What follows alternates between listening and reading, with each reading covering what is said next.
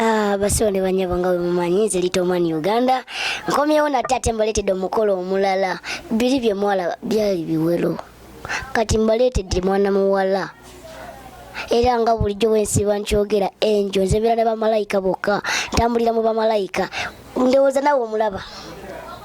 ayambadde n'akola ki n'anyuma basebo ne banyabo nga sinaba kugenda wala sokola subscribing ku YouTube channel yaffe Litoman Yugi official tobere onyige mu kadaako obere nga ofuna buli kimu tuba twakateekayo we batingo okitegeererawo abasibo ne banyamba baletedde omugole ati nga bamumanyi nti lubale w'omulamu tasamirirwa soka tubulire ku manya ge omugole amanya gaffe amanya namayanja Sharon namayanja Sharon kyatandika kitya tutandikirewo kuba tetujja kubeera nga bali bebatuma eryato natuuka nadda mu mboozi kyatandika kitya how did you get that man? Namusanga ku mulimu gwe nali nabingenza okugula nze nganza omukyala ne musanga anyway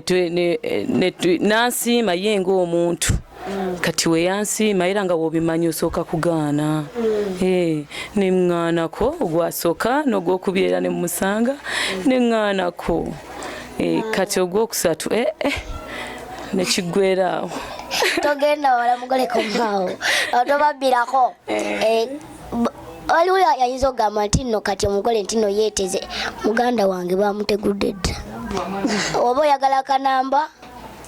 tekakyaliwo akanamba kati agaba ka maama we era infact agaba ka mwami we era agaba ka bizinensi oba ogenda kubanga kubya bizinensi omugole tugenda mwongera kumubalaga wali eri maaso naye ngaako n'omuziki agenda kuba ne vibe agenda kuba mukyamufu nnyo ndowooza omulaba obukitegeera naye nakozaba abagole beeraze luno webale gwowulira otya muli mpulira bulungi nnyo okubanga Mr. Sema agenda kujja mumaka muno agenda kujja kati bubaka ki bwomusindikira obaka bwe musindikira mwagala nnyo nnyo nnyo nnyo nnyo nnyo nga gye nkomeza ate ekirala mwebaza yebale kujja mu bakadde bange yebale kujjira ddala bannange nange nsuubiza okumwagala mwagalire ddala mpaka last n'ekirala bikiseera ebisinga we tuba tukola interview ku bagole omugole agamba nti ninayo akayimba kenjagala osindikirani omwami wange kati gwe kayimba ki kowulira ku mutima nga kookagalira nga waabaawo essaawa zino osobola muyimbira kayimba ki kowulira kosobola omuweereza akayimba kensobola omuweereza kagamba karema omanyi buli kimu kyabalamu nze tewali buzibu osobola tuwa musanvu so omuyimbira kuba agenda kulaba nga tonaba natuuka bannange katono kuba sirumanyi nnyo omanyi buli kimu kyabalamu nze nananananananana webale komaawo basewole banyabo ka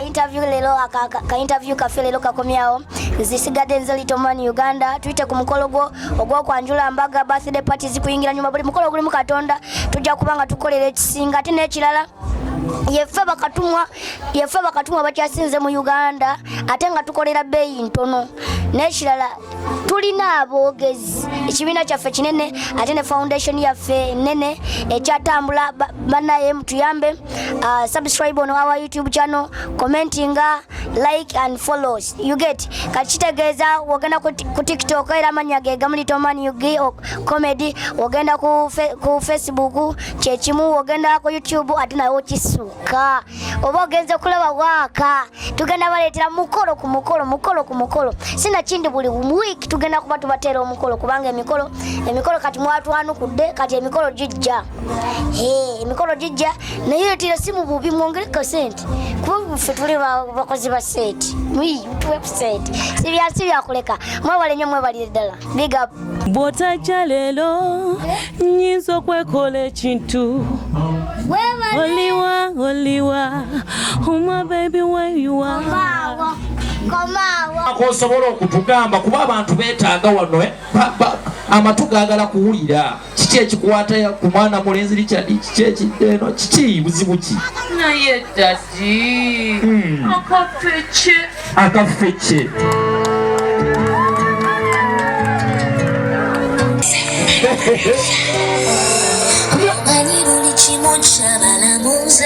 Oliki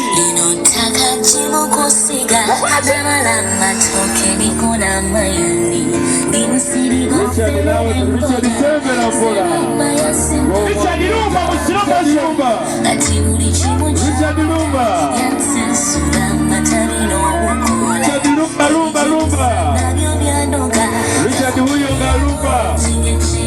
mkaka agenda mpola ayimba mukaliwa enjovu isa kikozi